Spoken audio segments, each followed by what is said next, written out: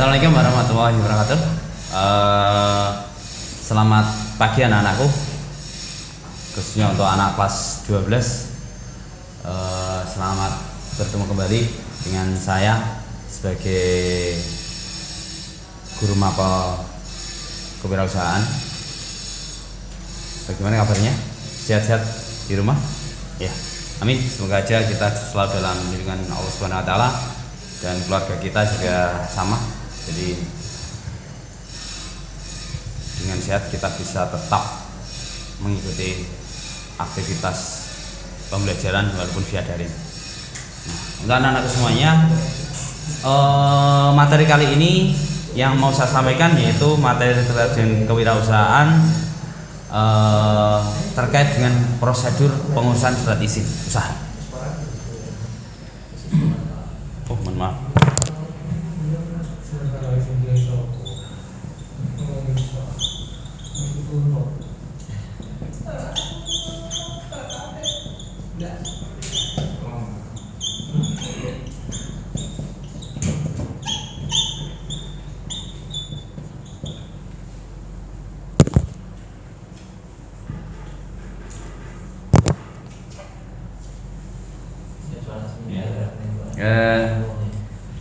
Sebelum saya melanjutkan materi terkait, ada kalanya kita review sebentar lah terkait dengan materi kelas 10 dan 11. Karena apalagi kita sudah libur lama, jadi saya mau review terkait dengan, masih ingat nggak terkait dengan dalam kewirausahaan ada analisa SWOT ya? Yuk, masih ingat nggak terkait dengan hal ini? S-nya apa, W-nya apa, O-nya apa, dan T-nya apa. Kemarin saya sudah jelaskan kalau S adalah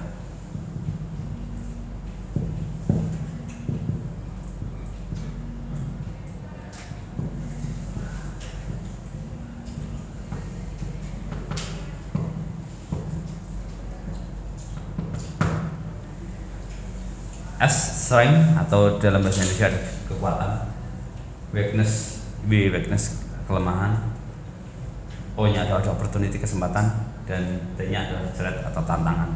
Jadi dalam analisa SWOT ini jelas ada suatu usaha kita pasti punya tantangan, ada ada halangan, ada kekuatan, dan ada kelemahan. Dan ini yang patut kita ketahui dari diri kita masing-masing.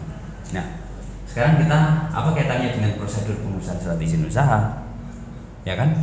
Nah, yang harus kita pahami dalam materi ini, sebelum kita melangkah dalam usaha terlebih dahulu, sebaiknya kita harus mengantongi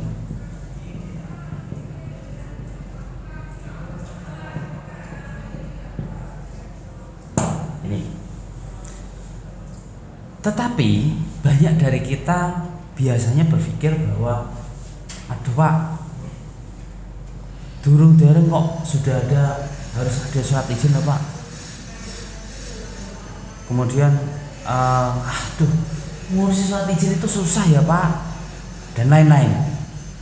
Nah, kalau kita tidak mau melampaui ini atau melewati jalur ini, ya sudah, kita dikalahkan dengan yang namanya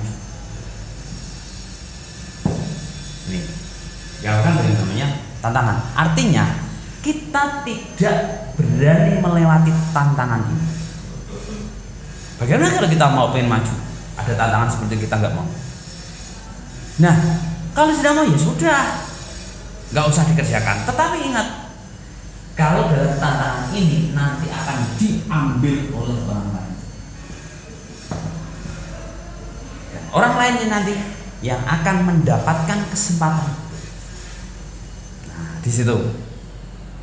Ya, jadi saya katakan bahwa surat izin usaha itu kalau anak semuanya pengen bergerak maju ke depan dan lebih besar, mohon surat izin usaha ini harus diperhatikan. Tuh. Kemudian selanjutnya sebelum kita mengurusi surat izin usaha ini, Setidak-tidaknya kita kan sudah punya rencana, planning terkait dengan usaha kecil apa yang kita kerjakan atau usaha apa yang sudah kita lakukan. Nah,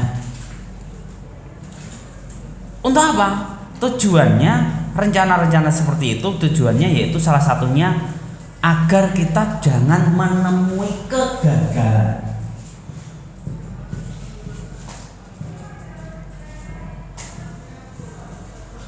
Nah, maka kalau kita tidak kepingin menemui kegagalan, satu dong perlu direncanakan hal-hal sebelum kita izin usaha. Nah, sekarang kita ulas sedikit terkait dengan kegagalan dalam merencanakan izin usaha.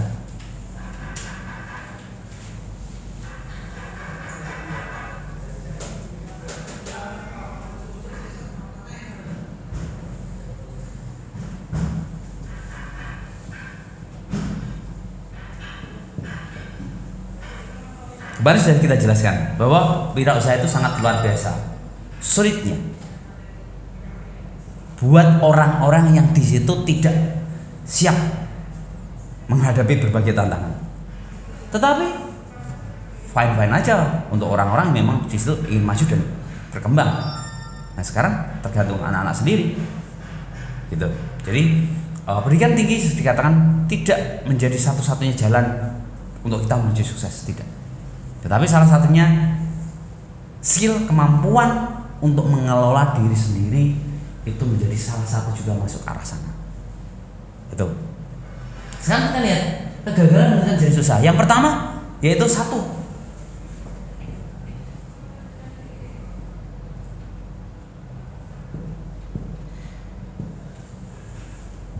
karena kurangnya pengalaman. Nanti dikatakan pengalaman tidak ada. Gak gimana Pak, wong saya aja mau usaha baru mulai kayak ini kok ditanyakan pengalaman. Ya toh? Nah, kita nggak usah kecil hati. Jadi artinya di situ nanti pengalaman kamu akan semakin bertambah dengan berjalannya usia pekerjaan kamu atau usia usaha kamu. Dari satu hari demi hari, minggu demi minggu, bulan demi bulan, nanti kita akan pinter memperbaiki diri kita, baik itu dari sikap, dari pengelolaan dan lain-lain. Jadi jangan takut terkait dengan pengalaman yang kurang. Tetapi sebelum menentukan jenis usaha, setidaknya kita bisa sharing dengan orang yang lebih memahami. Itu penting. Ya. Yang kedua, di sini karena tidak ada perencanaan. Hati-hati. Tidak hanya modal yang besar, dengan modal yang besar kita pasti membuat usaha dan pasti jadi. No, tidak. Tidak ada seperti itu. Jadi di sini perencanaan itu sangat penting karena itu nanti kita akan melihat barang apa yang saya buat, siapa nanti konsumen kita, pangsa pasar kita seperti apa dan lain-lain. Itu pasti harus ada rencana. Yang ketiga, biasanya baik dikeluhkan oleh orang-orang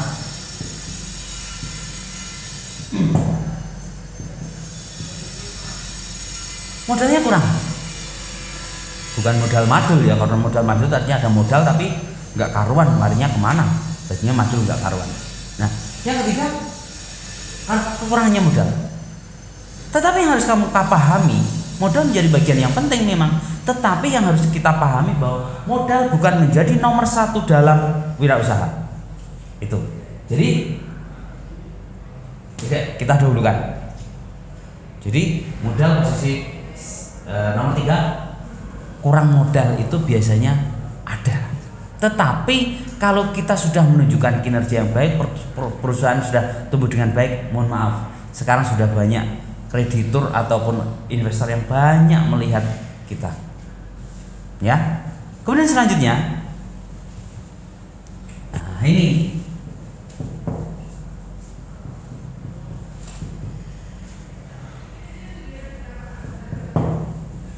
di situ. Atau dikatakan apa Pak, masih hobi.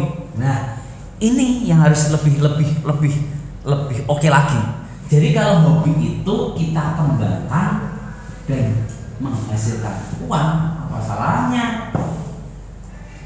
Jadi di sini nomor 4 yaitu tidak cocoknya minat yang kurang pada kegiatan tersebut. Makanya saya jelaskan, kalau anak-anak punya hobi dan kelihatannya hobi itu positif loh ya, bukan negatif. Hobi itu bisa dikembangkan, jangan kaget suatu saat bahwa dari hobi yang tidak terduga itu akan menghasilkan sesuatu yang luar biasa. Contohnya kita buat aja KFC. Ya kan? Siapa yang tidak memahami orang di seluruh dunia tentang KFC? Kentucky Fried Chicken. Wah, itu bahasa kerennya Kentucky Fried Chicken. Jadi ayam goreng dari kota kecil di California, yaitu Kentucky di Amerika Serikat. Itu hanya didirikan oleh orang yang dulu pada saat itu awalnya dia sudah frustasi karena dia sudah patah semangat, sudah cerai dengan istrinya, ditinggalkan anak-anaknya, dan dia sudah bunuh diri 2 kali, merencanakan bunuh diri 2 kali.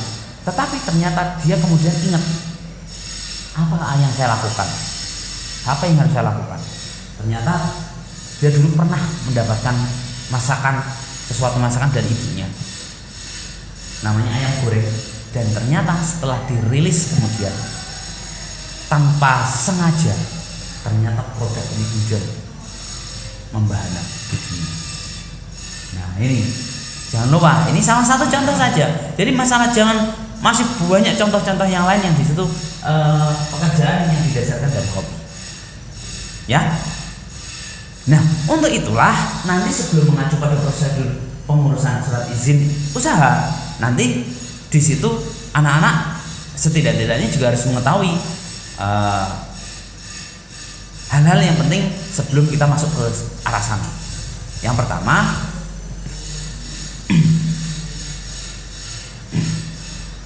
rencana yang harus dibuat 1,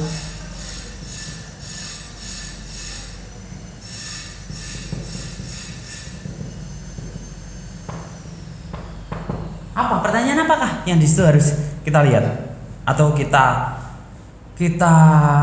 pikirkan buat diri kita sendiri. Yang 1, pilih jenis usaha yang cocok dengan hati kita.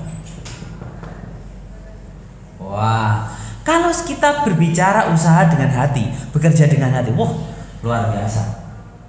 Kalau saya beda. Kalau saya libur, saya disuruh ke mall, saya mendingan dikasih gunting tanaman sama cetok. Jadi Minggu libur atau hari libur potong tanaman, kemudian hanya berkutat pada masalah tanah, pupuk kandang dan lain-lain. Itu saya sudah bahagia sekali, daripada saya harus ke mall kemudian AC tempatnya bagus, kemudian banyak tontonannya bagus-bagus lah. Tapi saya beda, saya jadi di sini. Jadi pilihlah jenis usaha yang sangat cocok, terutama mbak-mbaknya. Mas-masnya juga tidak menutup kemungkinan. Karena apa? Banyak sekarang kuliner yang menjamur dan itu menjadi merajai. Itu chefnya itu rata-rata diawali dari anak laki-laki. Jangan salah, bukan saya mengatakan ibu-ibu mesti atau mbak-mbak kalah gua. Biasanya katanya anak laki-laki kalau bisa memasak itu katanya lebih sedap daripada anak perempuan. Nah itu yang luar biasa. Nah kemudian ini jenis usaha yang cocok. Kemudian yang kedua, kita buat pedoman dulu. Pedoman untuk membuat usaha ini. Ya, nggak usah jauh-jauh.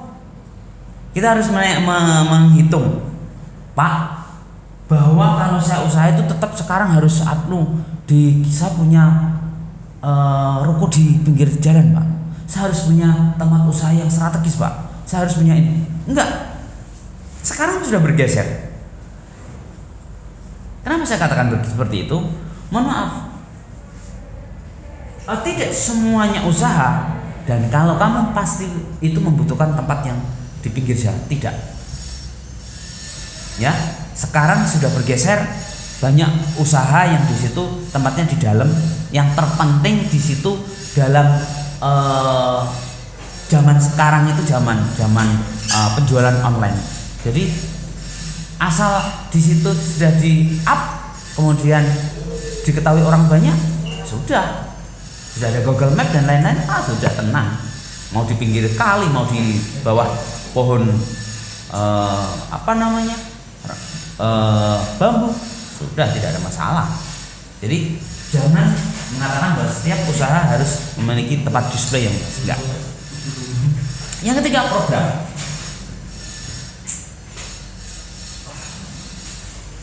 Nah, program beda dengan pedoman. Jadi dalam pedoman ini, kalau sudah sebuah pedoman, kita buat program, dikerjakan dengan secara detail rada lebih kecil. Misal contohnya kalau anak sekolah, pedomannya dia tetap yang namanya sekolah ya harus hadir dan belajar. Itu kalau anak sekolah, pedoman sekolah gitu. Kemudian programnya apa? Nah, saya belajar misal kalau malam saya belajar jam 7 sampai jam 9.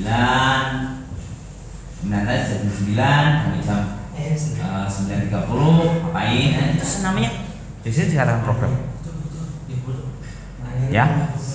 Kemudian yang selanjutnya, yang keempat, yaitu terkait dengan anggaran.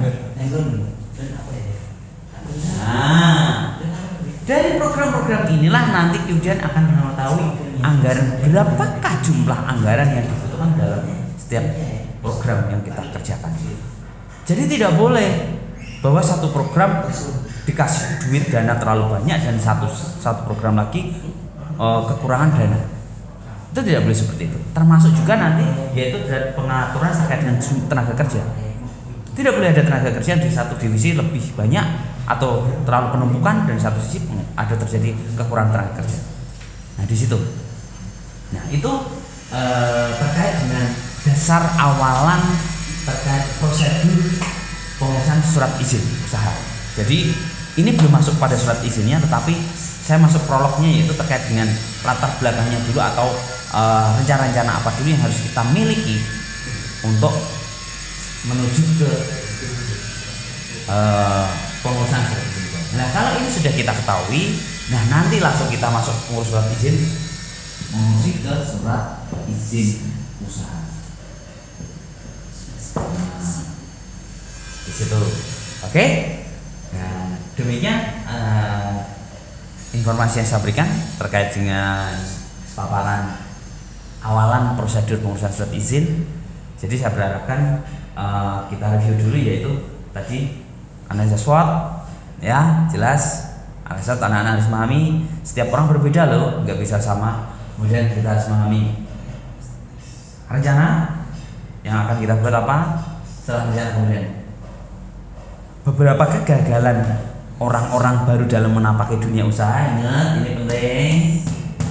Nah, terutama yang tadi hobi, bahwa hobi yang sebenarnya tidak pernah kita lirik dari awalnya, ternyata malah mendapatkan sesuatu yang luar biasa. Nah, yang terakhir sudah seperti ini, nanti kita masuk pada oke Pak, kita pilih salah satu usaha dan kemudian kita membuat atau mengajukan surat izin. Kenapa mengajukan surat izin? Biar orang-orang tidak berani mengurus izin, kita berani membuat surat izin agar kita bisa menjadi besar dan tambah sukses. Demikian dari saya. Terima kasih atas anak-anak menyimak materi saya. Minggu depan kita lanjutkan. Terima kasih. Assalamualaikum warahmatullahi wabarakatuh.